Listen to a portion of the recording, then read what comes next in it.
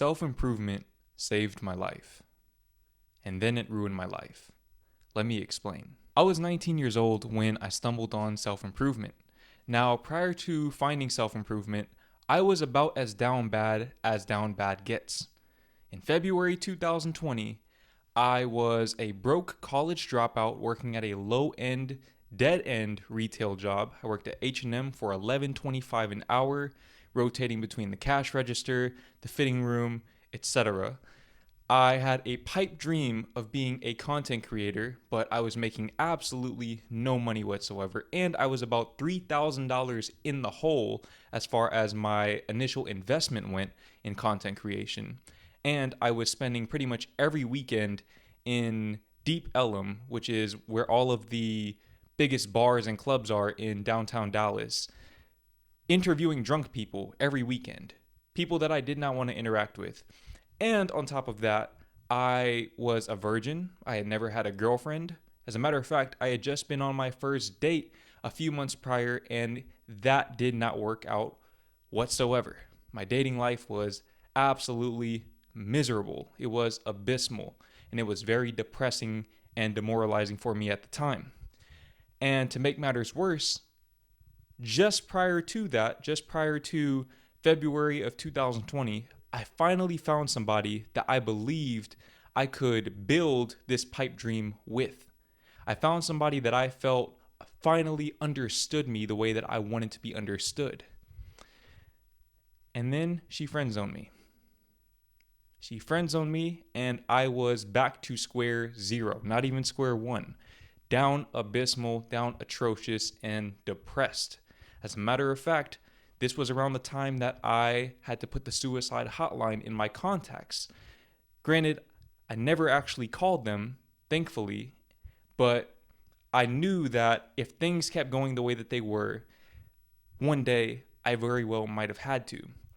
That day never came, because instead I stumbled upon self-improvement.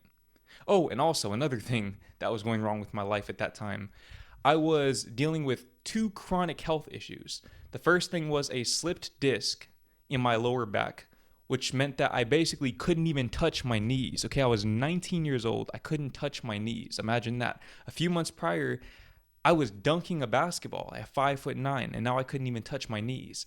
And in addition to that, I was also dealing with chronic eczema. Anyone who has ever dealt with eczema or any sort of skin condition whatsoever knows how psychologically debilitating that can be, especially when you're working retail and you're constantly in front of people. I know for me personally, that added a lot of fuel to the fire of my depression. Now, how did I stumble upon self-improvement? I stumbled upon self-improvement the same way that you stumbled upon self-improvement. I was at that low point in my life, and I saw a slight beacon of light off in the distance. I was in the darkest tunnel, and what I found is that when you're in the darkest tunnel, even the smallest amount of light becomes much more visible to you, no matter how far away it is. And for me, self-improvement became that light. So around March of 2020, which was when quarantine started, I quit my job at H&M to go full-time on YouTube. Granted, I was making ASMR videos at the time, but that's pretty much irrelevant. I quit my job to go full-time on YouTube, and I locked in on self-improvement. Nofap, working out, skincare, everything that self-improvement entails, and then some. And lo and behold, it actually changed my life. Not just because it allowed me to change who I was as a person, but once I started documenting that process, it allowed me to make that transition into being a full-time content creator. So in that way, self-improvement saved my life. A few months later, I was able to take the suicide hotline out of my phone contact list, and it hasn't been back there since, and it never will be back there. But that said, how did self-improvement change my life in such a short amount of time? Well, the answer is simple. I instilled healthy habits that brought me to a place of knowing that I was in control of my own life. Now, one of those habits in particular was very, very integral for me at the time, especially given that I had skin conditions, chronic skin conditions, and that was skincare. Implementing a skincare regimen really helped me take accountability for my health and by extension, my life. And if you're in a position where you are dealing with a skin condition or you're just not really looking the way that you would like to look, I have a solution for you. That brings me to now, in addition to skincare, another habit that I implemented and stuck with throughout the entirety of these past 4 years now was working out. Prior to that, I had worked out in the gym sporadically.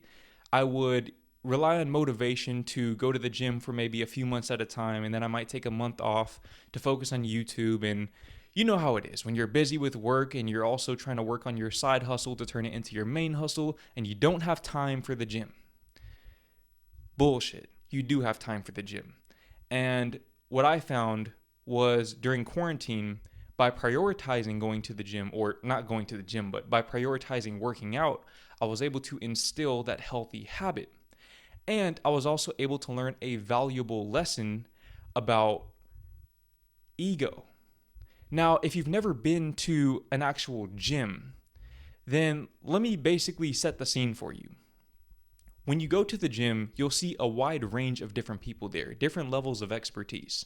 You'll see beginners like yourself who maybe struggled to bench the bar like I did when I first started going to the gym. And then you see people who are literally bench pressing for reps what you squat for a 1 rep maximum. There are levels to the game. And this doesn't just apply to working out.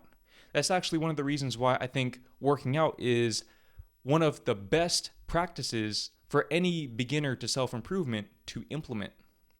Because by working out, by going to the gym especially, you really get a good sense of the type of work that it takes, the type of commitment and dedication that it takes to get to the level that you want to get to. Go and ask anybody at the gym who has a physique that looks desirable to you, and they'll tell you that they've been at it for years, if not decades. Bearing that in mind, how does that apply to other aspects of self-improvement? Well, I have 2 words for you. Ego lifting. Ego lifting. These 2 words right here can make or break your self-improvement journey. Let me explain how. So if you go to the gym and you see somebody bench pressing 225 and you've never bench pressed before a day in your life, you can't even do 30 push-ups in a row without gassing out. If you go and try to bench 225 like that person, you are not going to make it out of the gym. As a matter of fact, you're not even going to make it off of the bench press at all. That will be your last day on this earth.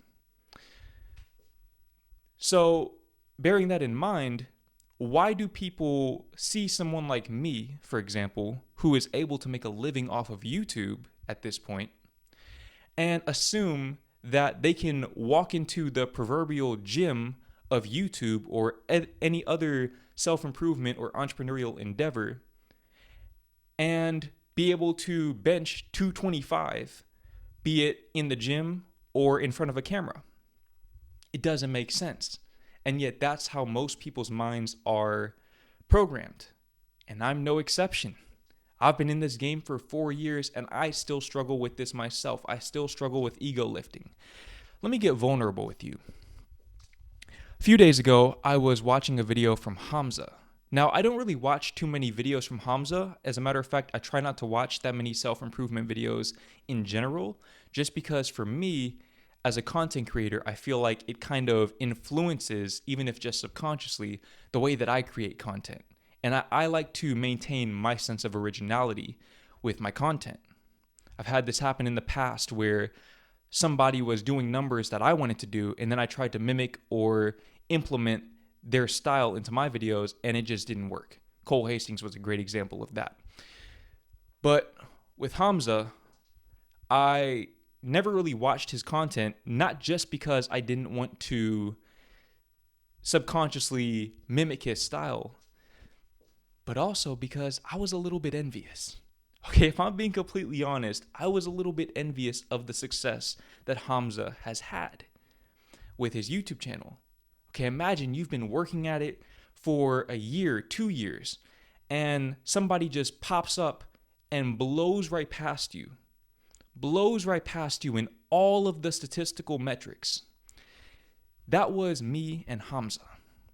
I watched him blow up on YouTube, and I had to sit there and watch how it shifted the trajectory of the self-improvement space as a whole. And it's not so much that I was envious of him in the sense that I wanted to trade places with him. I was more so envious of the results that he was getting. And so as a result of that, I really steered clear of his channel and his content, even though I already knew and I still know that he makes great content.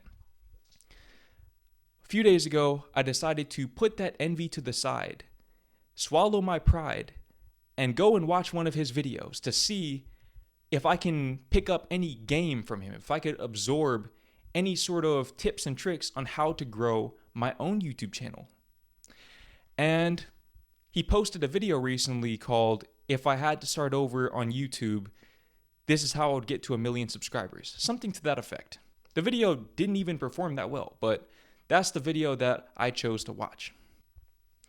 And he was basically explaining all of the tactics that he uses, and everything that he said made sense. And so I started thinking to myself, Hamza's really not a bad guy. He's just a guy who understands the game. So let me watch another one of his videos. So I decided to watch his video about the morning routine that got him to $100,000 a month. Now listen, this is a goal that I've had for a long time. I'm talking about since I was 18 years old, and I stumbled upon DDG and Jay Rich, other dropshipping YouTubers. If you know, you know. If you don't, then maybe one day you'll find out. But I have always wanted to make $100,000 a month, and I always wanted to do it at a young age. And Hamza has found a way to do it. So I figured if I can learn something from this routine that he's doing, and by the way, this video didn't get a lot of views either. Just goes to show where people's minds typically are as far as self-development goes, and their willingness to implement the habits that they need to implement to achieve the results that they desire. But I decided to go ahead and add 1 view to the view count of that video. And in the video, he explained in great detail the absolutely diabolical daily routine that he has followed religiously in order to get to $100,000 a month. And while I was watching the video, I came to a realization. I realized the reason why he got to where he is because he knows the game and he's willing to make sacrifices that I am not willing to make. I'm not willing to wake up at 3:30 a.m. It is not that important to me. To him, it was, and it still is, and I commend him for that. Now I can see beyond the envy, and I can understand that he's just a guy who learned the game and applied the principles that he learned consistently over time, and that's why he was able to progress past me. Why am I telling you this? I'm saying this to say that me thinking that I won't even say got lucky, but me just being envious of the results that he got without having respect for the process was a great example of ego lifting. And I know that there are a lot of people out there who might even feel the same way about me or anyone else who's achieved any degree of success in their lives at a young age. And it's interesting to be on the other side of that and to acknowledge the fact that, hey, I want what that person has, but I don't know what they went through to get it. And once you find out what they went through to get it, suddenly you start to question if you really want it that bad. You see, if you could trade places with me right now, be a full-time content creator, and literally just talk about your life to make a living, I'm sure that you would at the very least consider it. Not to say that you would trade places in all aspects of life, but just that one aspect of my life, I'm sure you would at least give it some degree of consideration. Because from the outside looking in, I'm sure this looks great, and it is great, and I'm grateful for it.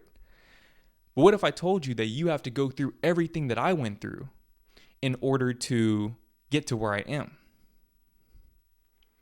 What if I told you that you had to get your heart broken the way that I did, or that you had to go out and film those public interviews to build up your social skills so that you could at least get comfortable talking in front of a camera and improvising and just become better at your craft, become consistent and develop that work ethic and that hustle mentality to continue going? Would you still see my life right now as desirable if you knew what it took me to get here? Maybe, but probably not. And that's the biggest issue that I've come across with self-improvement, is that I feel like most self-improvement content creators spend a lot more time, and by the way, I'm no exception to this, but a lot of us, we spend too much time showcasing the results. We show the best parts of our lives. Now, granted, I do feel like I've done a pretty good job of showing the less desirable parts of my life, which I'll get to in a second as well. But a lot of us, we showcase the best parts of our lives, and because of that, people like you aspire to elevate themselves to reach a level that, truthfully, I won't say we're not reaching, but we're not living at a constant rate. We're showing the best of our lives.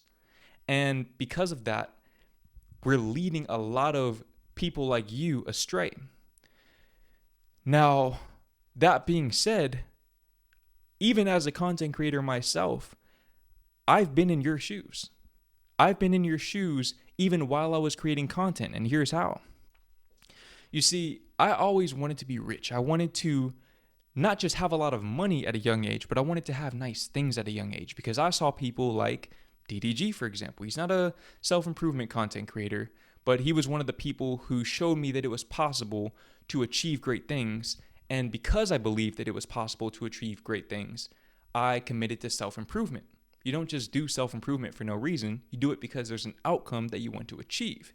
And if there is no outcome that you want to achieve, that's probably why you're struggling with self-improvement. But I had it in my mind that I wanted to get nice things at a young age, even if I had to overexert myself or go beyond the boundaries of what was financially responsible for me. And I didn't just go beyond those boundaries. I pretty much acted like they didn't exist.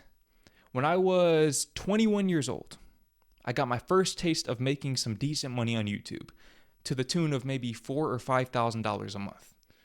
Not rich or anything like that, but for a 21-year-old who was still living with his parents, that's a lot of money. Okay, I was eating out every other day, buying clothes almost every week, and I was still able to stack up a lot of money. I was basically young rich in a sense. Eventually, I built up some savings and I moved out of my parents' house into a luxurious apartment in an affluent suburb of Dallas, Texas. And to go along with that, I also traded in my fully paid off car for a brand new 2022 BMW 330i. Oh, and by the way, I leased it on top of that with no money down. So suddenly, I have $3,500 a month in expenses between the apartment, the car. I was also paying for therapy, and I didn't really qualify for any of the financial aid, and just a lot of other things that I really had no business paying for. The fact that I can't even remember what my budget consisted of, that goes to show you how absent-minded my decision-making was at the time. So I found myself in a position where my bills were $3,500 to $4,000 a month. And that was fine when I was making $5,000 a month or even $6,000 some months.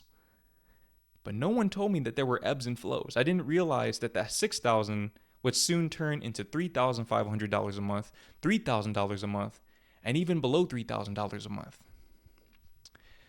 By the end of 2022, I was living in my car. Why was I living in my car? Because I made very dumb decisions, financially speaking, based on unrealistic expectations that I set for myself, based on a content creator or a group of content creators who only showed the best parts of their lives. And in that way, self-improvement ruined my life because I was doing self-improvement with the idea that I should be like them, but they're not even like them. That's not to say that any of these content creators that I've mentioned in this video are fake, or even myself. I'm not fake. Okay, I document my L's as well. But I'm saying all of this to say that when it comes to content creation and self-improvement YouTubers, you need to be very, very careful about how you go about idolizing certain people. And not only that, but you need to consider the fact that if they are truly at that level, it took a lot to get there. It took a lot more than you probably saw in order for them to get there. Because most content creators at most will give you 10 minutes a day of content, maybe 20 or 30 minutes. That's only 30 minutes out of 24 hours. What about the other 23 and a half hours? What are they doing in that time? That's what you're not seeing. That's what you're not considering. You're seeing the money that I make from YouTube, or the fact that I can wake up when I want or do generally within reason what I want when I want. But you don't see all of the years of sacrifice and of being thousands of dollars in the hole in terms of my initial investment to make this happen. So self-improvement ruined my life, but it doesn't have to ruin yours, because I'm passing forth this message so that you understand that I'm not somebody that you should idolize, nor is Hamza, nor is Cole Hastings, or Ice Cold JT, or literally any self-improvement creator, or any creator at all for that matter. None of us are people that you should idolize. You shouldn't idolize anyone unless you know their full story. And newsflash, you don't. Even if you think you do, you don't. Bearing that in mind, what's the best thing that you can do for yourself moving forward? The best thing that you can do for yourself is improve yourself from a place of self-improvement. Notice that the self comes first. Self-improvement. You're aspiring to be a better version of you than you were yesterday. And in a few years, if you continue to do that, if you improve on a day-to-day basis, you'll see a compounding effect, and suddenly you'll look up and you'll be in a position like me. Maybe a few more years after that, you'll look up and you'll be in a position like Hamza. But focus on your own journey. When you're driving a car, you want to make sure that you're paying attention to the road, not getting caught up looking at the cars beside you. Because when you do that, eventually you're going to crash. I crashed very, very hard, and it took me a long time to recover. But I'm finally in a place where I've not only recovered financially, emotionally, psychologically, but now I've learned. I've learned these lessons from my losses so that I can pass them on to you, so that you can avoid making the same mistake. And hey, maybe that's not enough for you. Maybe you have to go through it yourself like I did. But I hope you don't.